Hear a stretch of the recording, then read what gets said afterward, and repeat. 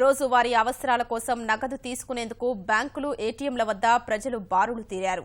నోట్ల రద్దు తర్వాత వచ్చిన తొలి జీతాన్ని అందుకునేందుకు వరుసగా రెండో రోజు ప్రజలు తరలిరావడంతో బ్యాంకుల్లో రద్దీ కొనసాగింది. వీలైనంత ఎక్కువ మందికి నగదు అందించేలా బ్యాంకులు చురుగ్గా పనిచేయగా కొన్ని ప్రాంతాల్లో నగదు అందుబాటులో లేక ప్రజలు ఇబ్బంది పడ్డారు. సమస్యను త్వరగా పరిష్కరించాలని ప్రజలు కోరుతున్నారు. నల్లధనాన్ని నియంత్రించేందుకు కేంద్ర ప్రభుత్వం పెద్ద నోట్లు రద్దు చేశాక వచ్చిన తొలి వేతనం, పింఛను అందుకునేందుకు ఉద్యోగులు, వృద్ధులు బ్యాంకులు, ఏటీఎంల వద్ద బారులు తీరారు. 2 రోజులుగా రాష్ట్రంలోని అన్ని బ్యాంకుల వద్ద రద్దీ అనూహ్యంగా పెరిగింది. కొన్ని చోట్ల ఉద్యోగులు, పింఛనుదారులు గంటల తరబడి వరుసలో నిలబడాల్సిన పరిస్థితి నెలకొంది. విజయవాడలో చాలా ఏటీఎంల్లో సరిపడా నగదు అందుబాటులో లేక ప్రజలు ఇబ్బంది పడ్డారు.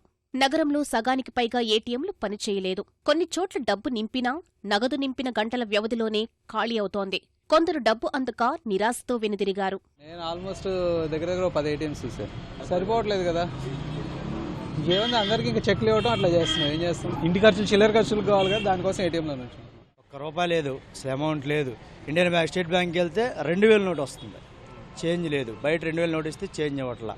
చాలా ప్రాబ్లం అయిపోయింది. ఇప్పుడు 2వ తారీఖు వచ్చింది, ఇంటర్నెట్ కట్టాలి, పాల బిల్లు, కరెంటు బిల్లు, ఇవన్నీ ఎలా కట్టాలి? 2000 నోట్ కాగితం ఇస్తున్నాను. దీంట్లోకి వెళ్తే మామూలుగా కొన్ని చోట్ల 2000 కాగితం చేంజ్ ఉంటుందా? 100 కోసం ఇప్పుడు గంట చెప్పి నుంచి క్యూలో ఉన్నాం.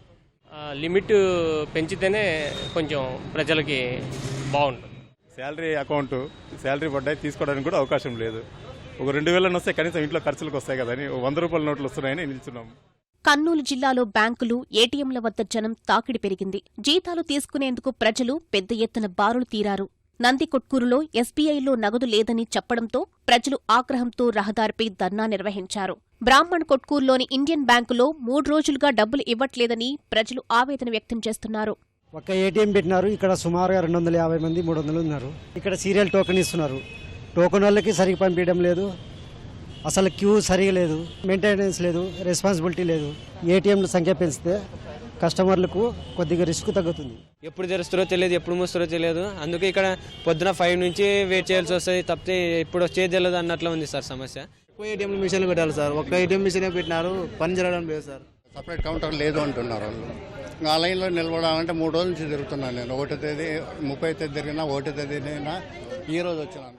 3 ఏటీఎం సెంటర్లు చూసినాము, ఎక్కడ పని చేయడం లేదు. ఇంకా ఈడ చేస్తుందంటే ఇక్కడికి వచ్చినాము. 2000 తీసుకుని ఏదన్నా కూరగాయలు చేద్దామని వాళ్ళు ఏమన్నా చిల్లర లేదని వెనక్కి పంపిస్తున్నారు.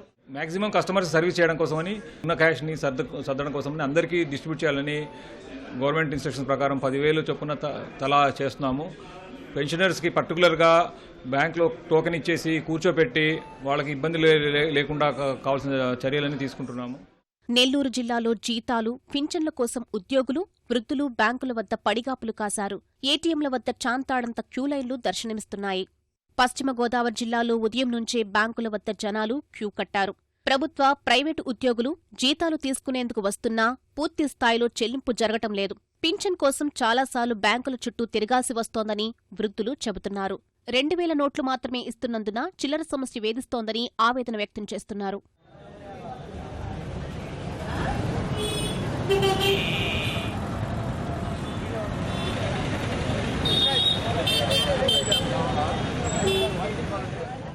కడప జిల్లాలోనూ బ్యాంకులు, ఏటీఎంలు ప్రజలతో కిటకిటలాడాయి.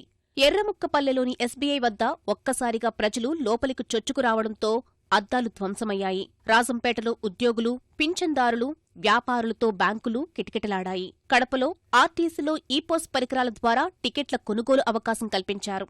నగదు రహిత ప్రయాణాలు చేసేలా అవగాహన కల్పిస్తున్నారు. విశాఖ జిల్లా సింహాచలంలో ఈపోస్ విధానాన్ని ఆలయ ఈవో ప్రారంభించారు. గుంటూరు జిల్లా తెనాలిలో నగదు రహిత లావాదేవీలపై వస్త్ర, బంగారు వ్యాపారుల సంఘం నేతలు అవగాహన సదస్సు ఏర్పాటు చేశారు.